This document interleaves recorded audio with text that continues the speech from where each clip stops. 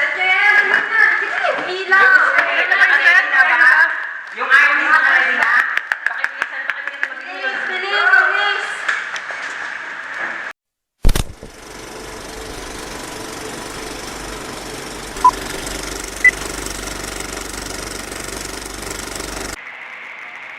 Rolling in 3, 2, 1, action! Boring naman. Pagtingin nga ng comment sa TikTok. Yan. So, may nag-comment dito, guys. Ate Bianca, ano namang mga apps yung marirecommend mo sa amin for students? So, meron ako dito, guys, 3 na nasa list ko. As a student, nakatulong din na sobra sa akin during pandemic and up till now. Una, CapCut. Ito ay isang app na pwede tayong mag-edit ng videos and it's very easy to use, guys. During pandemic, di ba, puro projects tayo na pa-video, mga teacher natin. Puro ang project natin video. Ginamit ko tong app na to and sobrang dali niyang gamitin, guys.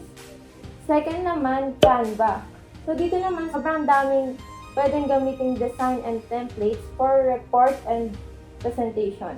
Sobrang daming pwedeng gamitin designs and templates for reports and presentation. Pangatlo naman, itong MS OneNote.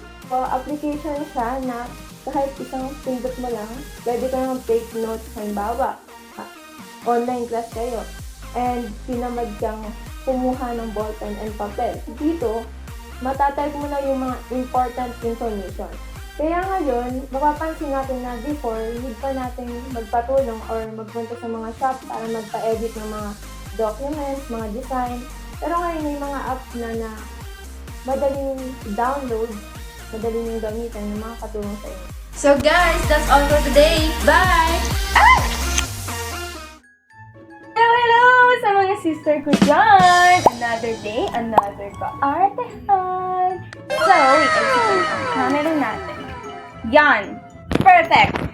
Ilalagay ko muna ang natin, mic para marinig nyo ako. So, ngayon kasi, since wala akong maisip na content, ang vlog na lang natin ay ang A Day as an Online Seller. Yes naman, yes na yes for you! So, mag-get ready muna ako and magsiset up ako kasi sobrang kalat talaga, guys. Nakikita nyo ba?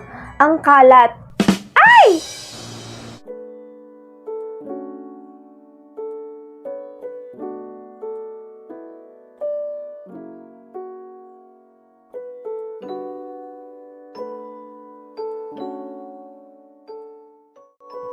Yun na nga, guys, tapos na ako mag-ayos and lilinisin ko lang tong kalat, so samahan niyo ako maglinis.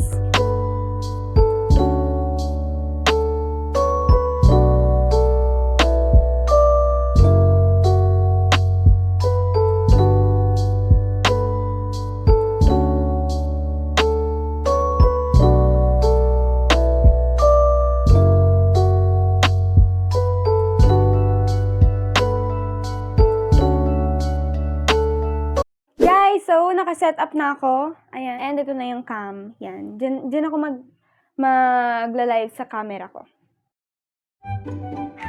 Okay, live na tayo mga sister ko. Live na live. Okay, 1, 2, 3, 1, 2, 3, thumbnail. 1, 2, 3, 1, 2, 3, thumbnail. Ngayong biyernes! Na dapat ay sobrang dami nating item na gawang Pinoy. Siyempre naman, gawang Pinoy. So, first item natin na fresh kong siargao.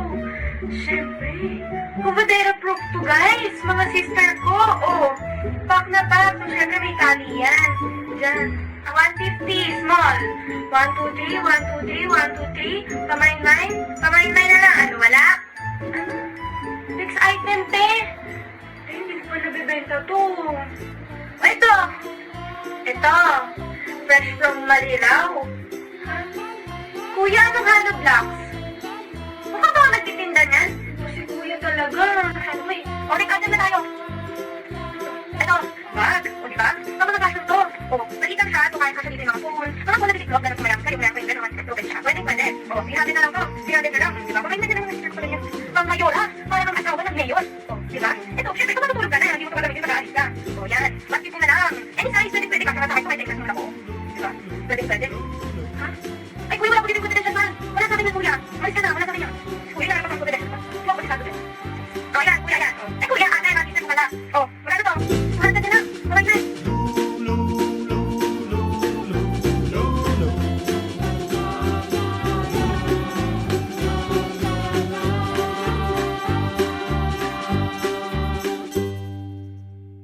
hours later. So guys, it's a wrap! Tapos na ako na mag-live. Ay, kunin ko lang ang cam. Let's go. At may pag-usapan tayo ng masinsinan. Ayun nga, wala namang nag-mine, as usual. Actually, dati, pag tuwing Friday, sobrang dami talagang bumibili sa akin. At dati talaga, sobrang dami. Yung iba kasi dyan, hindi pa kasi nanonood ng vlog ko. Pero di ba na-witness niyo yun, sobrang dami dati. Pero lately kasi di ba nagiging mas accessible na sa atin yung mga products abroad like Shein, Lovito, and Zara. Diba yung mga branded clothes, mga branded items, nagiging mas accessible na siya sa atin. So, yun talaga ang parang nagiging sad, lalo na for mga local products or sa mga gawang Pinoy, guys! Mga gawang Pinoy na hindi nabibili. Kaya yung mga online seller is nakakaawa kasi nga, diba, wala silang mga benta kasi nga, mas napapatronize na yung mga products abroad. So, yun lang naman ang vlog natin. Wait nga, saan nga ba yung phone ko? Ito na guys, sinatawagan ko na si Marlon. Oh, hello! Ano nate? Ano ba? Tinashoot ako, oh. Aalis ba? Mamaya na lang. Ano ba itong Janina to? Tawag ng tawag, eh. Mag-shoot pa ako. Hi guys! So, dito ulit ako sa Kemi TV para hanapin yung nakausap ko kahapon. So, samahan niyo akong hanapin si Raymond. Let's get started! OMG naman! O, ito naman bata, oh. O, apam, o, apam. Oh. Ang pogi naman ni Kuya, engineer. Ang puti! Ay, ano ba yung panay bata na lang? OMG! Ano ba to? Panay bata naman nandito sa Kemi TV? Ang babastos naman, eh.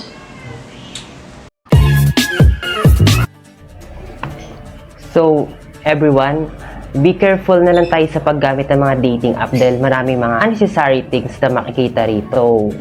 I guess, hanggang dito na lang tayo dahil hindi ko rin naman nahanap yung hinahanap ko sa Kemi TV na si Raymond and panay bastos din naman yung mga nakita ko. And this platform is hindi pwede sa mga 18 years old or below dahil napakaraming mga bastos or mga maling nakikita sa dating app na to. So, sa mga nagsasabing nasa dating site anong true love, nagkakamali kayo dahil nandito ang trauma. Oh my gosh! So guys, hanggang dito na lang. Bye-bye. Non-sponsor.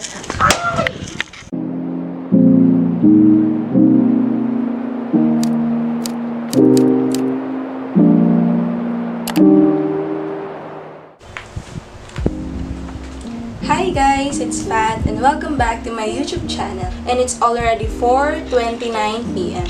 So, I have so many errands for today and samahan niyo ako. Get ready with me. So guys, as you can see, yan, ginawa ko na kinulot ko na yung hair ko kasi gusto ko ng natural.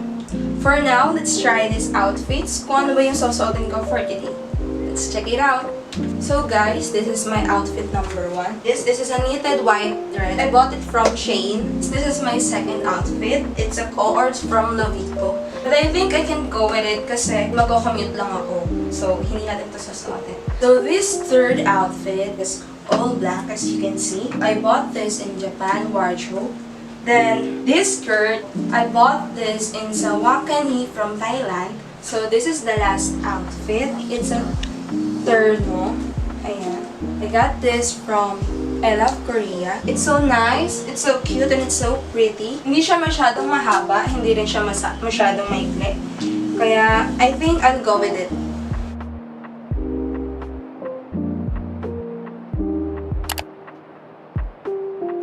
Alam niyo ba, parang napansin ko recently na yung mga gamit ko is from other countries. Kasi, di ba, lumiliit na yung mundo. Na-access na natin yung mga bagay na hindi natin na-access ngayon.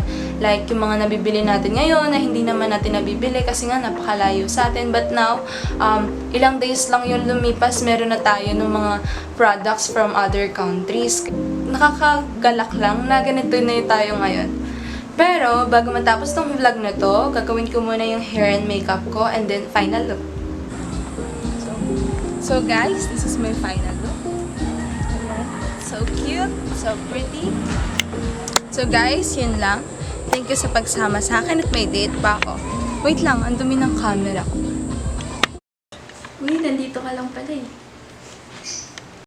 Hello everyone, it's Ella. Welcome back to my channel. And for today's video, sobrang excited ako to share to you guys my favorite skincare products na from international and local brand. So without further ado, let's get started.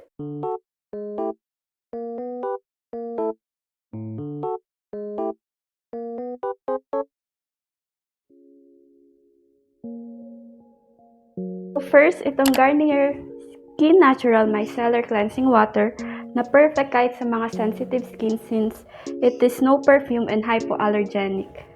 Sabi, it cleanses, soothes, and remove makeup. So, perfect siya sa mga galing sa work or galing sa school na kailangan magtanggal ng makeup. Next is itong Fresh Skin Lab Jeju Aloe Eyes. Aloe Soothing Gel Lotion siya. Perfect pang moisturize ng skin. Tapos sabi dito, it is formulated from Korea. So, it is an international brand. Next, itong Dex Black Mask. It is an acne purifying peel-off black mask na perfect sa may mga acne, may mga blackheads. Next is itong ID Puff Mask na perfect sa may mga dark circles and it is an local brand. Next, itong kilala niyong brand ng lahat which is Bella Sun Expert Dewy Essence Sunscreen. So, ginagamit ko to every 2 hours kasi sobrang init sa Pilipinas. Then, ito naman yung pinaka-last product na pinaka-favorite ko sa lahat which is Salicylic Acid Daily Gentle Cleanser from COSRX. Ito, it contains 0.5% salicylic acid. Kaya it gently removes impurities and excess sebum while fighting acne and blemishes. Perfect to sa mga may mga oily skin, saka acne-prone skin. Tapos yung brand na COSRX is an international brand which is from Korea. And alam naman natin na yung mga Korean products is sobrang trusted, saka reliable talaga. Thankfully, nai-import na sila dito sa Pilipinas. And sobrang hassle-free lang, saka mabilis lang yung delivery. But take note that this product includes inactive ingredients which can cause allergic reactions, kaya it's better to consult your dermatologist first. So ayun guys, thanks for watching. Sana marami kayong natutunan at nag-enjoy kayo sa video na to. Ilalagay ko na lang yung link ng mga products on the description box below. Yun lang, bye!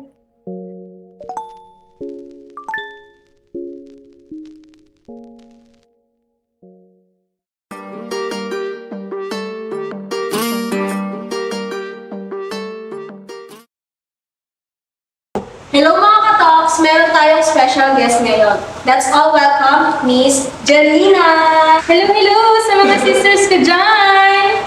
So anong masasabi mo sa compilation ng mga vlogs na napanood mo? Siyempre, kasama na doon ang isa sa mga vlogs mo. Yes, Miss Chad. Parang ilang words sila na sinabi na halos pare-pares kami meaning yung accessible, pag-adapt ng culture, and pagliit ng mundo. Parang very timely talaga siya ngayon since nangyayari talaga siya today. Parang sinasabi mo na globalized na tayo. Yes, Miss Kat. Ganun kasi di ba, ang dami ng accessible ngayon, lalo na yung mga quality products abroad, and ang galing na rin talaga makapag-community. Ano sa tingin mo ang naging negative effects ng pagiging globalized natin base sa napanood mo? First, mas na-patronize natin yung mga international products na nagiging cause na ng pagiging trade deficit ng Pilipinas. Kasi pag mas marami tayo import kaysa sa export, yun yung nagiging cause ng trade deficit.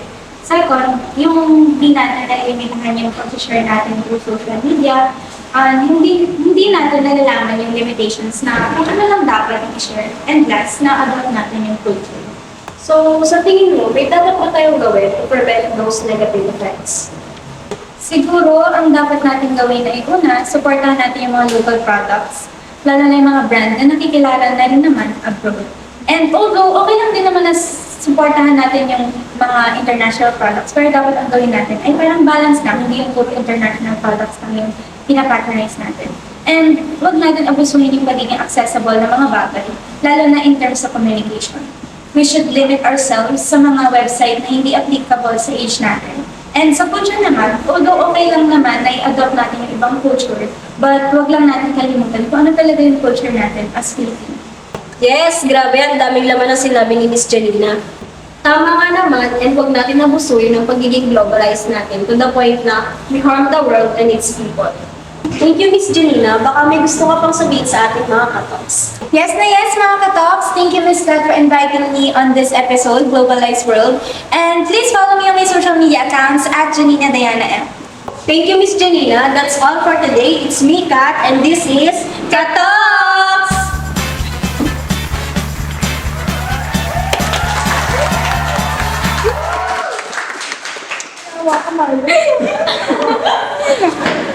Bye na. Ay, thank you very much.